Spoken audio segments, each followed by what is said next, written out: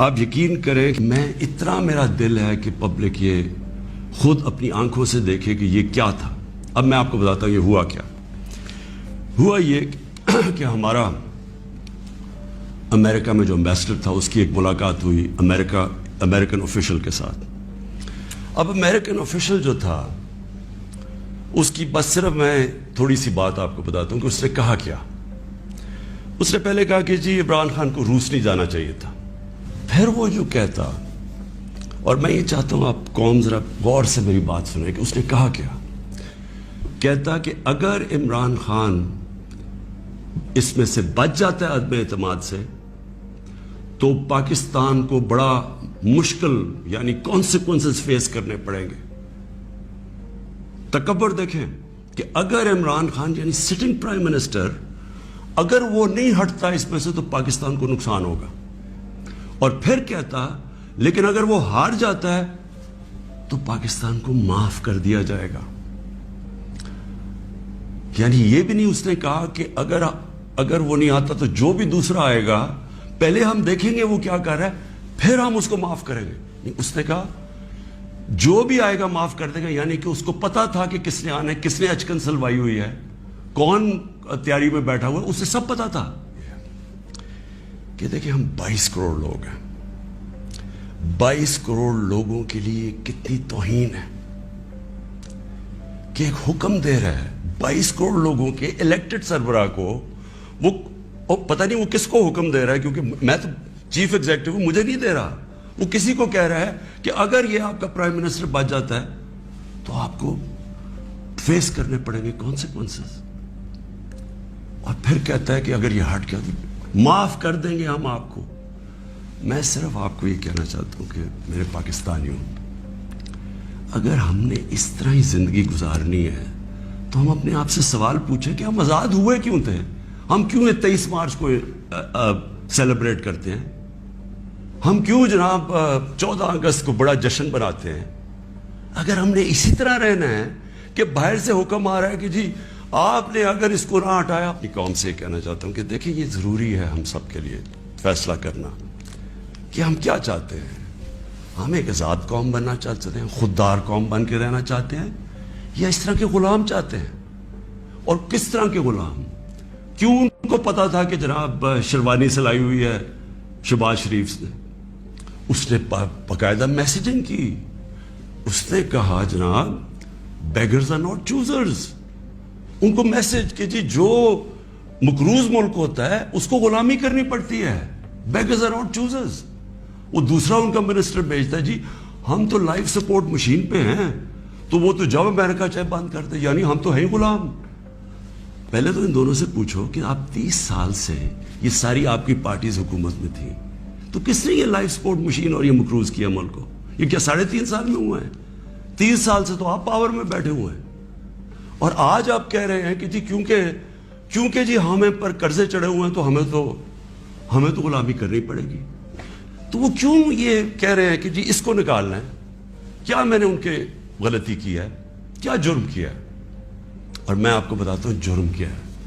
سب سے بڑا جرم یہ ہے کہ انہوں نے ساری پروفائل جب میری دیکھی اور ان کو پتا ہے پہلے سے کہ اس نے ڈرون اٹیکس کی مخالفت کی، اس نے عراق وار کی مخالفت کی، اس نے افغانستان مسلسل کہتا رہا کہ یہ ملٹری سلوشن نہیں ہے افغانستان میں، یا یہاں مذاکرات سے بات ختم ہوگی.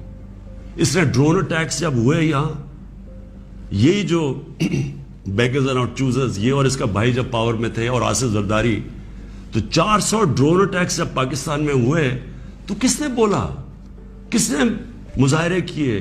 کس نے دھرنے دیے؟ عمران خان نے دیے. تو ان کو سب پتا تھا. ان کو یہ پتا ہے کہ عمران خان نہ اس کی کوئی چوری کے پیسے باہر پڑے ہیں، نہ اس کی کوئی جائیداد باہر پڑی ہے، نہ اس کے کوئی باہر بینک اکاؤنٹس ہیں، یعنی کہ وہ کنٹرول نہیں ہو سکتا.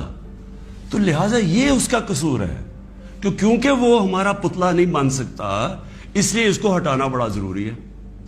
اور یہ سارا کچھ جو ڈرامہ ہو رہا ہے یہ صرف ایک آدمی کو ہٹانے کے لیے ہو رہا ہے. تو 400 ڈرون اٹیکس میں نے بتایا، یہ کبھی ان کے منہ سے سنا تھا کہ یہ ہر ہیومینیٹیرین لاز، ہر ہیومن رائٹس کی وائلیشن ہے؟ کہ آپ کسی اپنے ہی آپ ان کی مدد کر رہے ہیں, آپ قربانیاں دے رہے ہیں, اور وہ آپ ہی بمباری کر رہے ہیں. اور بمباری کس طرح لوگوں کو مار رہے ہیں؟ ایک آدمی 4000 میل سے فیصلہ کرتا ہے کہ جناب یہ دہشت گرد, اور اوپر سے بٹن دباتا ہے اور وہ نیچے مر جاتے ہیں. تو عمران خان کا بھی یہی پرابلم ہے. میں یہ کہتا ہوں کہ کسی سے ہماری لڑائی نہیں ہے, نہ میں کسی کا اینٹی ہوں, نہ کسی ملک کا اینٹی ہوں. میں صرف یہ کہتا ہوں کہ جو میرے لوگوں کے فائدے کے لیے پہلی چیز وہ ہے, میرے 22 کروڑ لوگوں کے لیے, اس کے بعد میں دنیا کی باقی چیزیں ماننے کے لیے تیار ہوں. لیکن میں اپنے لوگوں کو قربان نہیں کر سکتا کسی اور قوم کے خاطر جو ہم نے وار آن ٹیرر میں کیا ہے. میں آپ کو بتاتا ہوں, ہمارے یہاں جو صاحب اقتدار ہیں وہ ڈالرز کے لیے میں آپ کو کہہ رہا ہوں, ہمیں جنگوں کے اندر پھنسا دیتے ہیں. ہم جب سوویت یونین کے خلاف جو ہم فرنٹ لائن سٹیٹ بن گئے تھے, اگر ہم ڈالر امریکہ سے ایڈ لیے بغیر کرتے تو وہ بہت اچھی چیز تھی. ہم پھر اپنے بھائیوں کے لیے, افغانستانوں کی آزادی کے لیے مدد کر رہے تھے. لیکن جب ہم کہہ رہے ہیں کہ جی یہ پینٹس ہے, ہمیں اتنے پیسے چاہیے, پیسے لے کے جب آپ کسی کے ساتھ شرکت کرتے ہیں وہ آپ کی عزت نہیں کرتے. جیسی وہ ہم افغانستان کا وہ روسی جب وہاں سے گئے, 2 سال کے بعد پاکستان کے اوپر سینکشنز لگ گئی. کسی نے نہیں پرواہ کی کہ ہم نے کتنی قربانی دی. 50 لاکھ پاکستان میں ریفیوجیز تھے, کلیشنکوف, سیکٹیرین ٹیررزم, وہ سارا اس کے کسی نے نہیں اپریشیٹ کیا کہ جی پاکستان, بلکہ انہوں نے سینکشن لگا دی کیونکہ وہ ہم تو پیسے دے رہے ہیں, اس لیے کوئی پرواہ نہیں. وہ پھر 9/11 آیا, پھر ہم ان کے ساتھ چلے گئے, اور پھر ہم نے کہا جی ہاں ہم بڑی کوئی جنگ لڑ رہے ہیں. پہلے ہم فورن آکوپیشن کے خلاف جنگ لڑ رہے تھے, اب ہم کہہ رہے ہیں کہ جو فورن آکوپیشن ہے اس کے خلاف جو لڑتا ہے وہ دہشت گرد ہے. اب ہماری 22 کروڑ لوگ ہیں, ہمیں سب سے زیادہ کوشش کرنی ہے کہ کیسے ہم نے اپنے لوگوں کو غربت سے نکالنا ہے.